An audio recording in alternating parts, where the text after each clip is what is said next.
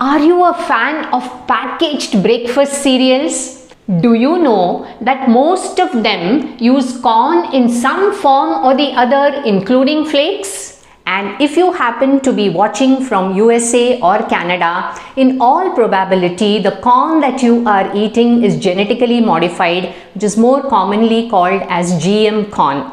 In many parts of the world, including India, there is high probability that the corn available here is also contaminated with GM corn. Is there an alternative?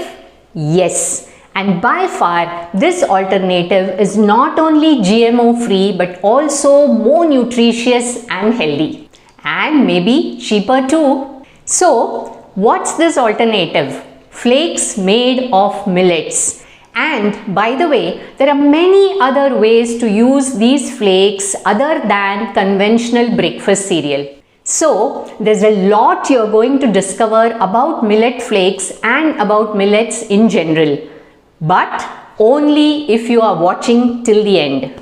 So, let's begin.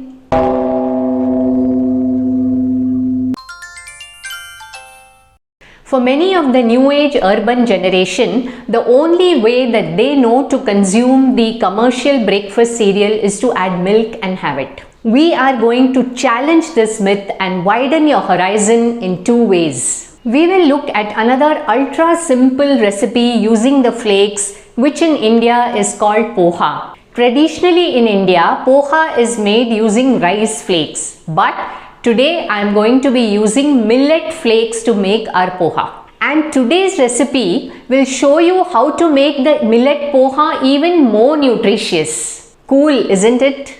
But before we start, I must mention that the sponsors of this video are SV Millets. SV Millets is a millet retail venture set up by Sam Satyamurthy and Vignesh, a father-son duo who are based at Toronto, Canada.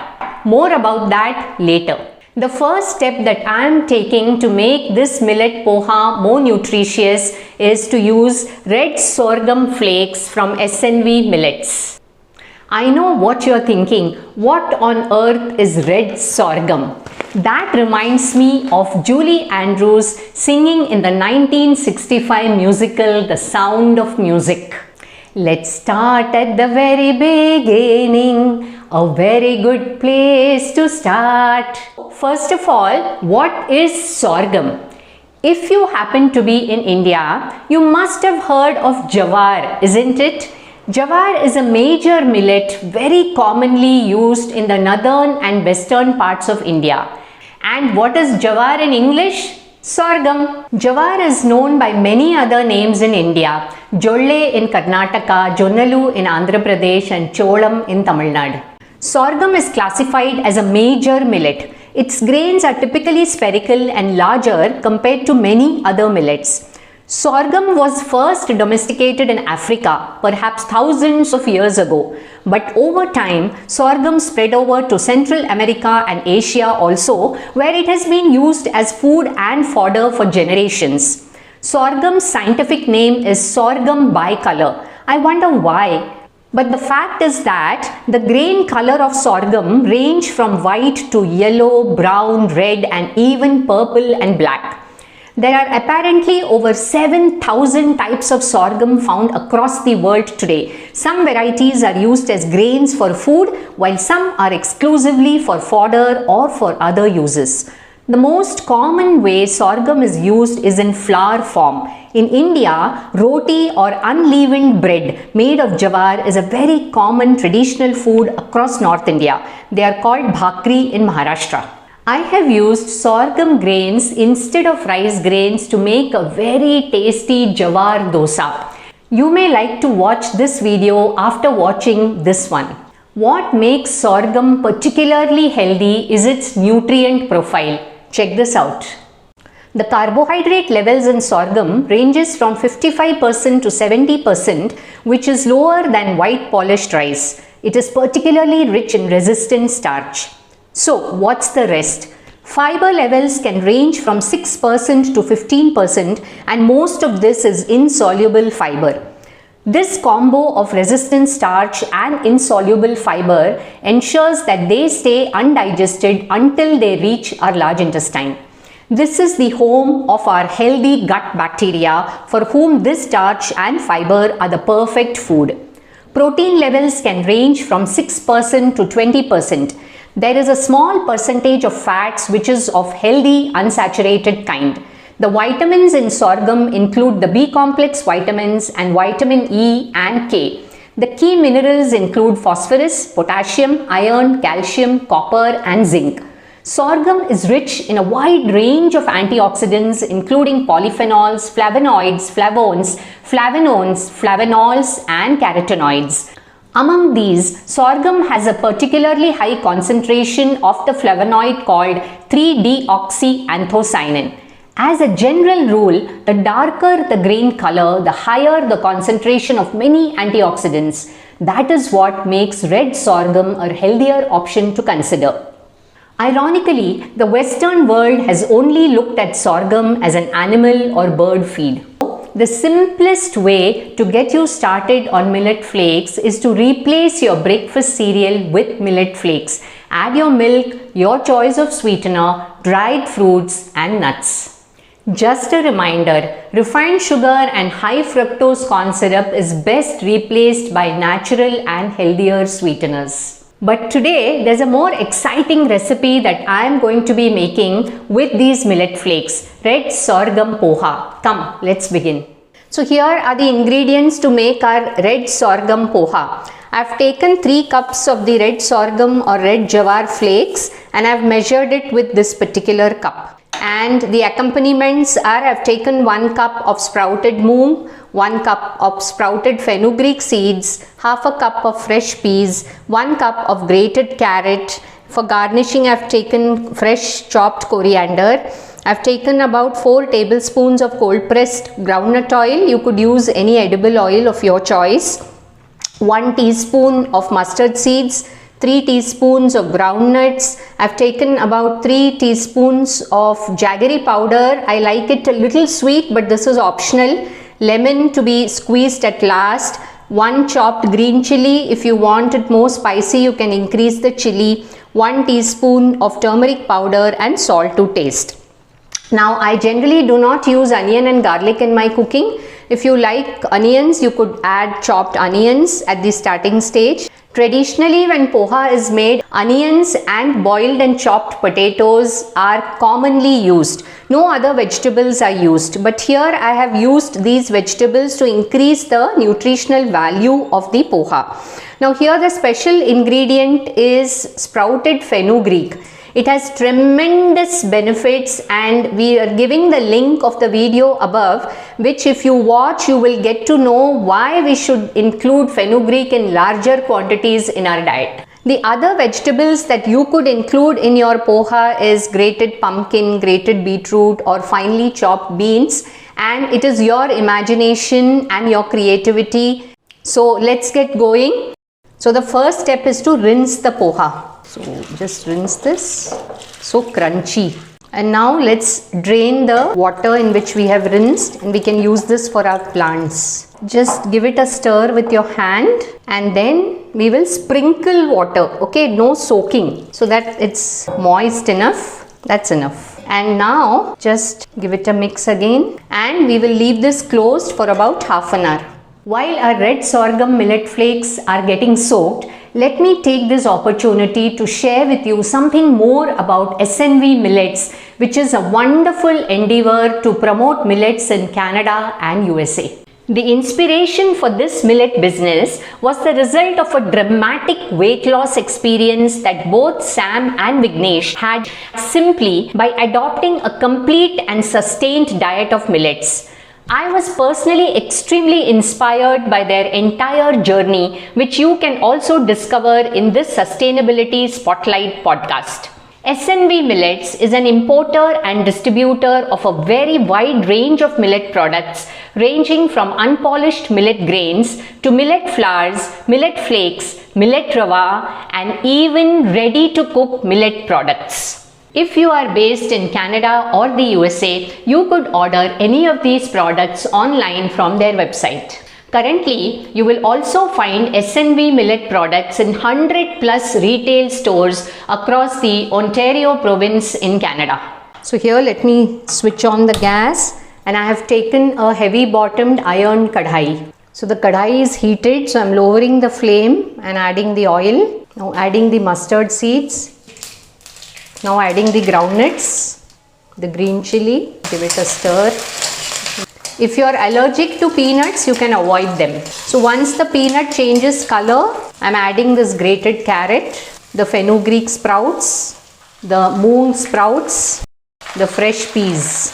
Now give this a stir. Doesn't it look so colorful and yummy? An opportunity to consume more veggies. Now adding the turmeric powder. So now I'm just going to sprinkle some water so that the vegetables get cooked. Give it a stir.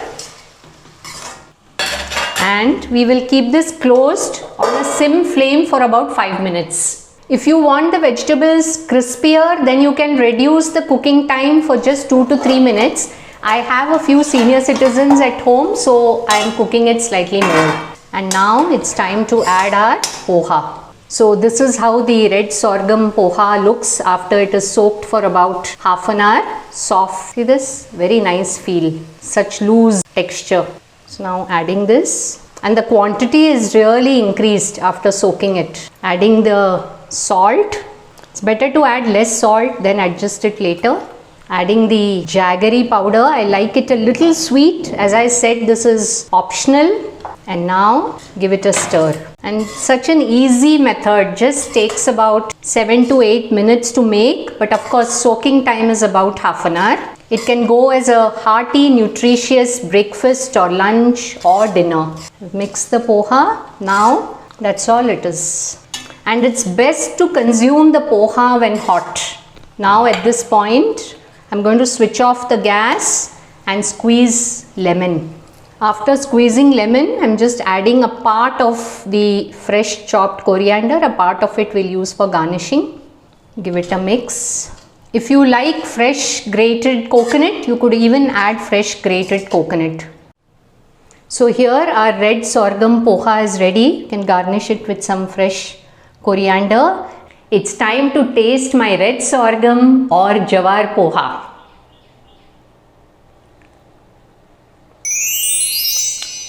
Yummy.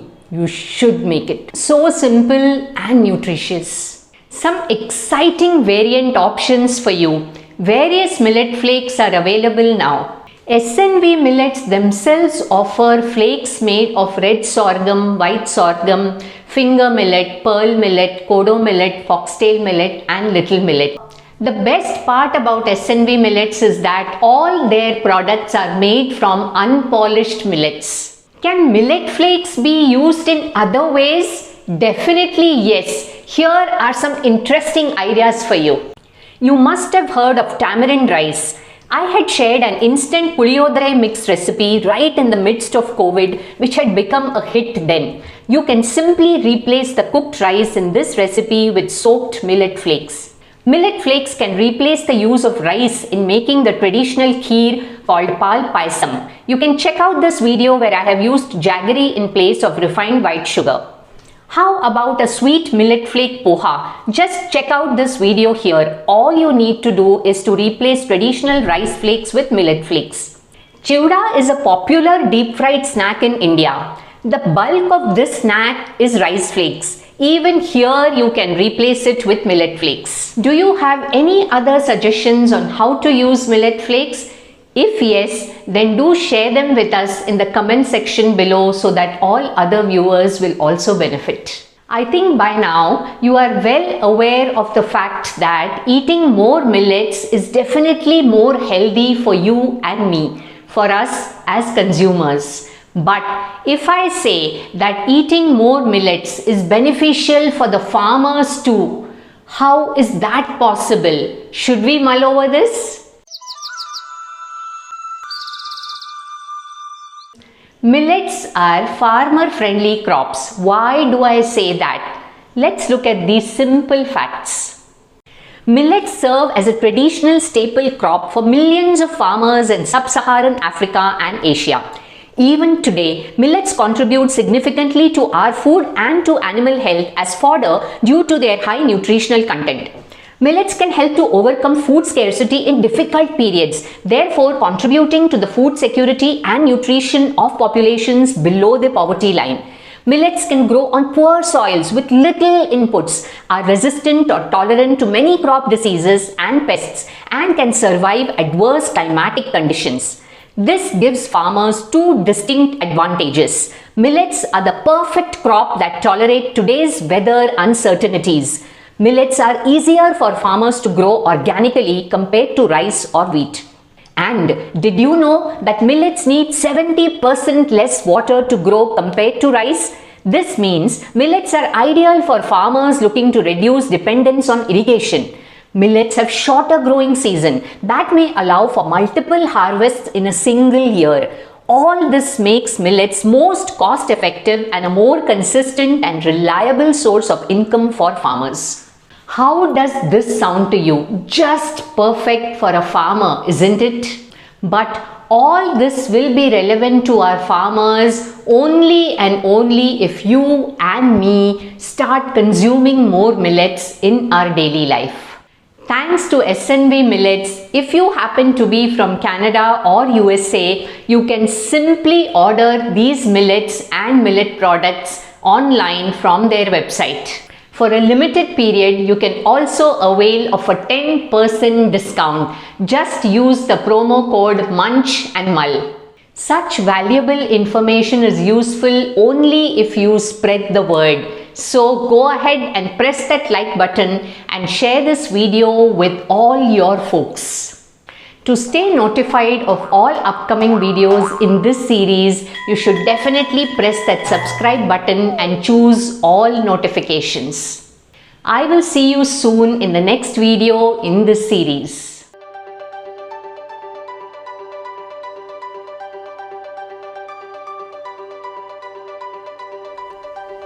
Hey, have you subscribed to Munch and Mull? Do click on the subscribe button and press the bell icon to receive notifications of my newest videos uploaded every Saturday.